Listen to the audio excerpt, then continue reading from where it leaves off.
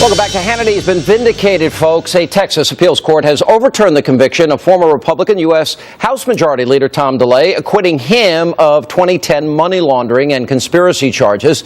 Now, court documents released today said there was, quote, insufficient evidence to sustain this conviction.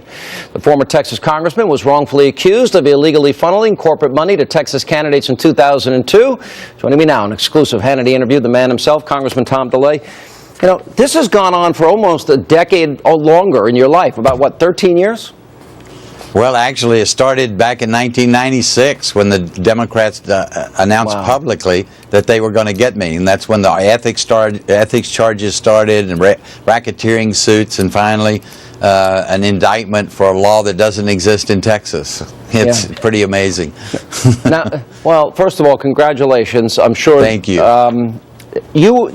Didn't the judge in this case say you never should have been charged? The law didn't apply. The case was never proven. The charge to the jury was off base. All of these things. Yeah, but you know that's what happened. They shopped over 6 grand juries. One of them no-billed me.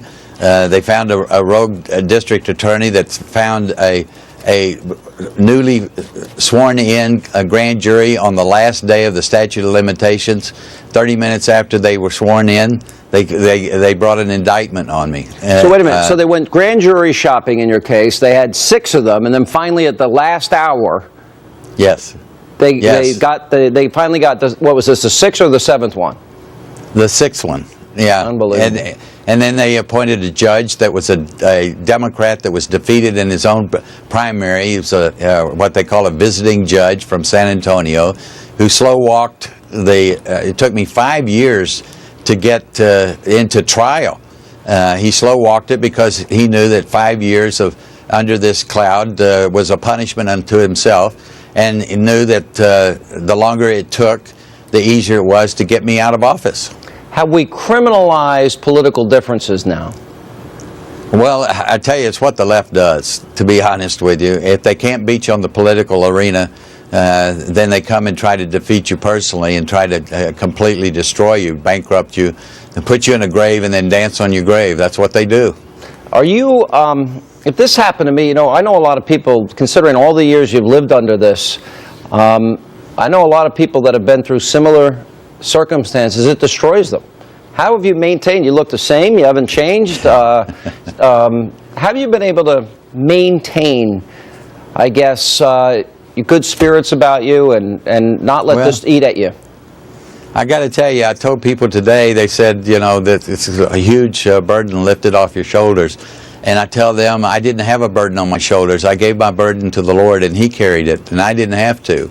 And walking with Him every day, you can get through it. And I don't want to go through it again, but I praised Him every day for what I was going through. It just made me a better person and gave me the strength and the peace and the joy that I needed to go forward. Didn't they move your case to the People's Republic of Austin? Yeah, that's the whole problem. It was unconstitutional, number one, to try me in Austin, Texas, the most liberal part of the state. You couldn't find a jury, any jury pool that didn't know TomDeLay. We showed them that 90% of them knew me and hated me. So whatever jury showed up, they were going to convict me. You remember I mentioned this to you earlier today, Ray Donovan. How do I get my good name back? This has been out there for so long. I wonder if all these newspapers that covered every aspect of your case, and 5 years later the conviction, I wonder if they'll give as much prominent coverage to what happened today and what the judge said as they did before. I tend to doubt it. Yeah, I doubt it too. You know, I imagine a lot of the in the mainstream media are not feeling very good right now. And if they just read the ruling from these wonderful judges that really looked at the law and understood what was going on and expressed it in the ruling itself, they know that there's a lot of retractions that they need, because the stuff they were saying was straight out of George Soros's book.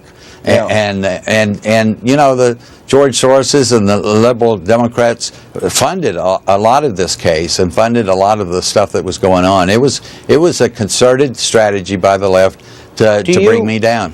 Do you have any legal recourse after this? You know, the lawyers say I don't. Unfortunately, in Texas judicial system, the DAs are totally immune from any prosecutorial misconduct. But we're going to test that. We can't allow this to stand. The abuse of our justice system for political gain is just outrageous, and it should not stand.